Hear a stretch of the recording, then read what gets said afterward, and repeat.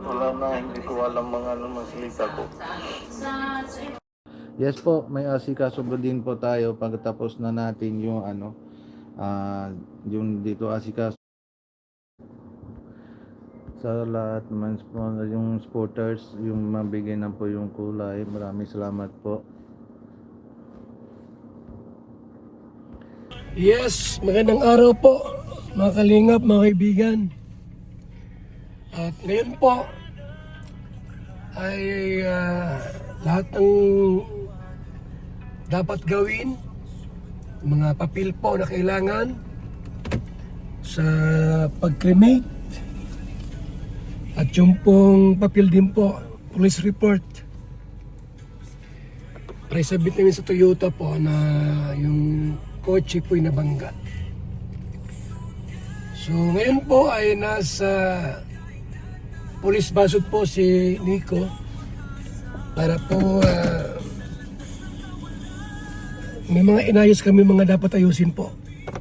Mga papel, mga papers para bukas ng alas 9 ay magpanaga na po kami. Kasama po ang bangkay ni Pyroben para i-cremate, mga kaibigan. So, uling lamay ngayon, last day of lamay. At bukas 9 o'clock mapanaga po tayo, mga kaibigan. Gusto ko lang i-update kayo sa bahay po ni Jumar, no? Kasi dito ako para kausapin yung mga vloggers dito sa Vloggers Village. Naalis kami ng mga 5:30 po ng hapon.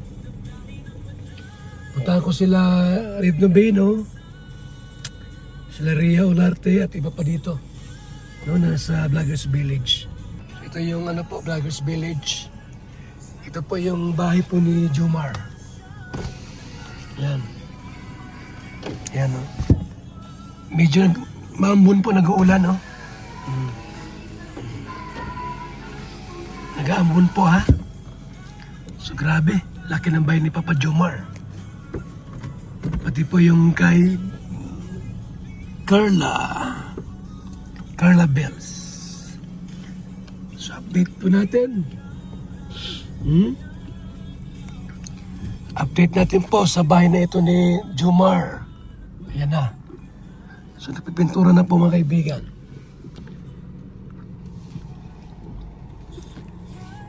Puntahan ko lang sila ng personal, si Red Noveno. At isama natin mamaya sa lamay po. Lamay mamaya po.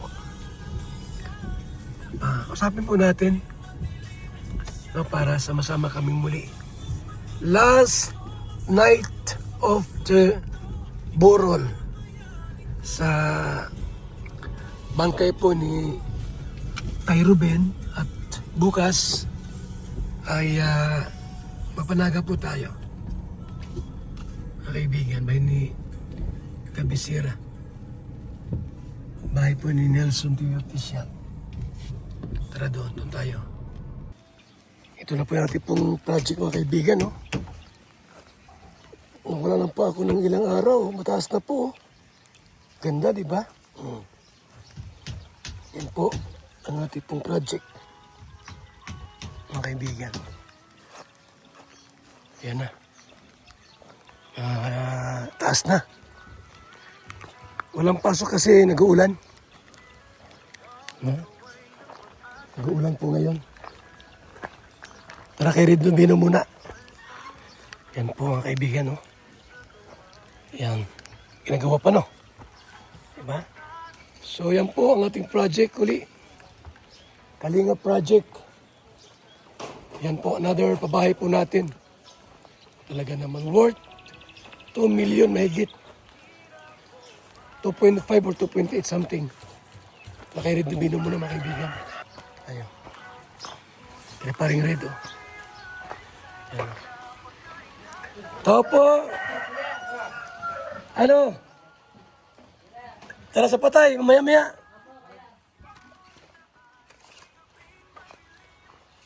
Ito yung project ko. Oh, dalawang project ko rito. Kasi mahirap yung wala silang bahay ay. Diba? Yan yung mga project natin dito. Mm. So mga kalingap, ito ba yung ano, ginagawa na naman, no? At maulan, tuloy ang trabaho. Ano? So, ayun po.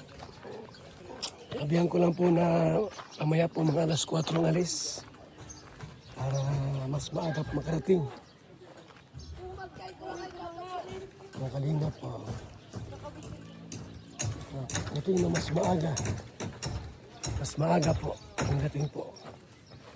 Ayan na. So, yung mga dapat naming ayusin, inayos po namin. Oras po ng cremation alas 9 ng umaga.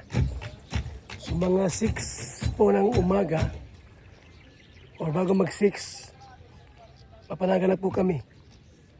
Dahil mas maaga po ang pag-cremate sa bangkay ni Tatay Ruben po. Alas 9 po ang cremation. Kaya after po mamayang gabi, tuloy na kami sa after po ng lamay po, mga umaga. Panaga na po tayo, mga kaibigan. So, thank you so much po sa inyong pagtutok, sa inyong mga suporta po sa pamilya ni Tay Ruben. At kami rito po ay talagang hindi kami bibitiw sa kanila. Kasi alam mo naman, walang trabaho si Pia, may 4 na anak. Kaya mga kaibigan, ang Kalingap po ay full support po sa pamilya po nila. So ito lang po muna ang ating pong updates, no, sa mga balibarita. At abangan niyo po yung mga upload namin regarding sa gagawin mamayang gabi. So for the meantime, ito lang po muna mga Kalingap. Salamat and God bless po sa ating lahat mga kaibigan. Bye-bye and God bless mga kaibigan.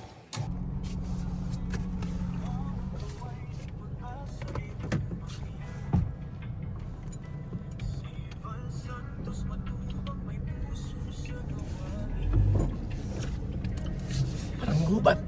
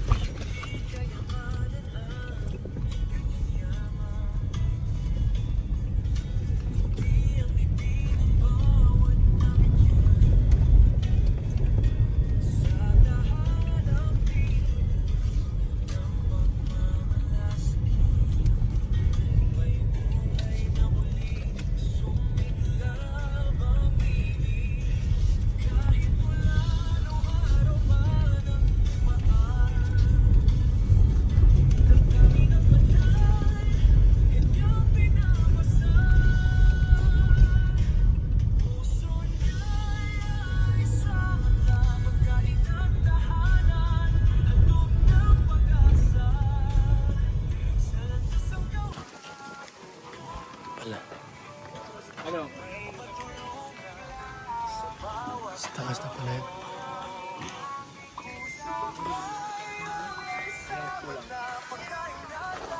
Sa taas na rin Ay.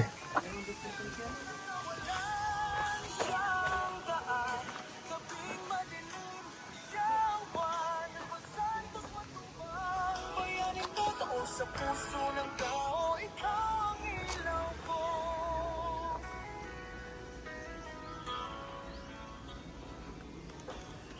Di kaya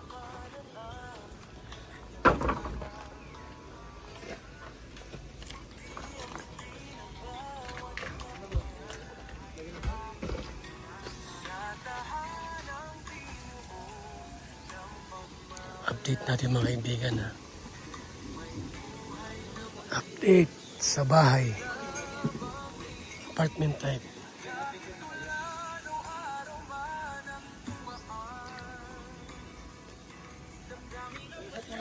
Nagbubuhos na po.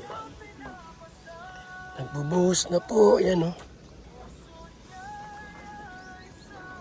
Yan, nagbubuhos na. Ang ano, puste.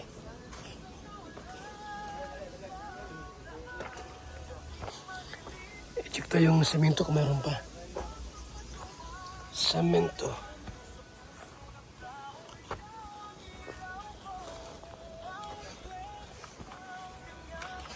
May semento pa po.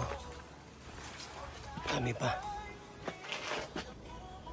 May semento pa.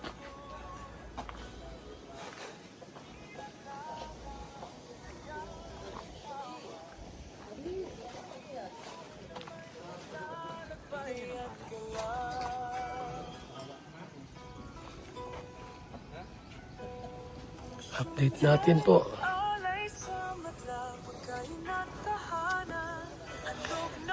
Shoutout sa lahat sa mga supporters. Mabuhay po kayo.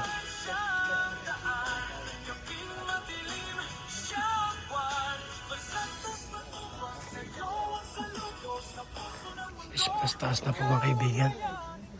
Matas-taas na rin po ito.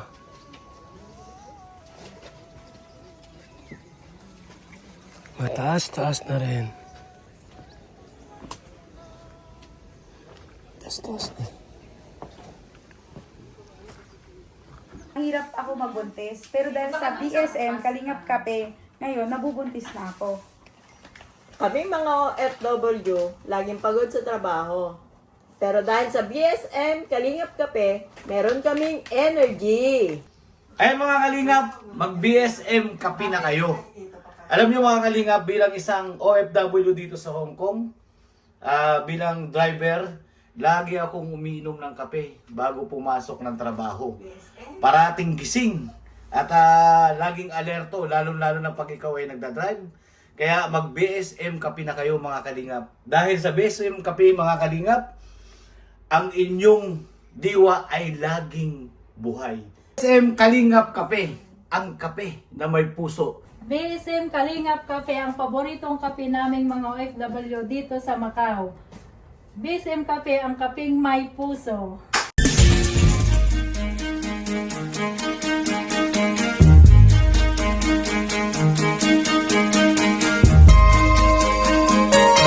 Ito ang palatuntunang tunay na lingkod bayan. Ang programang tututok sa kapakanan ng mga mamamayang kapos sa kapalaran. Si Kuya Val Santos Matubang, ang inyong katuwang. Si Kuya Val, kasangga sa kahirapan, kaagapay sa kalusugan, kakampi ng mga inaapi. Magbibigay pag-asa sa mga taong nawawala na ng pag-asa sa buhay, sa mga batang biktima ng kahirapan, sa mga matatandang napapabayaan. Si Kuya Val, ang inyong sandigan. Val Santos Matubang, sa palatuntunang lingap sa mahihirap. Bilang isang karpintero, araw-araw napapagod, BSM Kalingap Kape ang panghagod. Sarap. Magandang umaga, Lolo. Ano yung iniinom mo? Ay, ito ba po? Ay, VSM Kalingap Kape. VSM Kalingap Kape? Bago yan, Lolo ah. Oo, Apo. Ang kapeng may puso at maraming benepisyo sa ating kalusugan. VSM Kalingap Kape, 9-in-1 Healthy Coffee Mix. Ang kapeng may puso, VSM Kalingap Kape. Sa mga gustong umorder, tumawag lamang sa numero ni Kuya Val, 0929-1132-469. VSM Kalingap Kape, ang kapeng may puso, VSM Kalingap Kape. Ayos, Lolo. Yan na lang din ang iinumin ko. VSM Kalingap Kape. BSM Kalingap Kape, napakasarap. Nagpapagaling sa mga taong may sakit. BSM Kalingap Kape, Ang kapeng nagpapagaling. At nagpapatigas. Ng tuhod. BSM Kalingap Kape. Kaping may puso. BSM Kalingap Kape, ang kapeng may puso! BSM Kalingap Kape, Nagpapagaling. At nagpapatigas. Ng tuhod. BSM Kalingap Kape. Kaping may puso. BSM Kalingap Kape, ang kapeng may puso! BSM Kalingap Kape, Ang kapeng nagpapagaling. At nagpapatigas. Ng tuhod. BSM Kalingap Kape. Ang kaping may puso.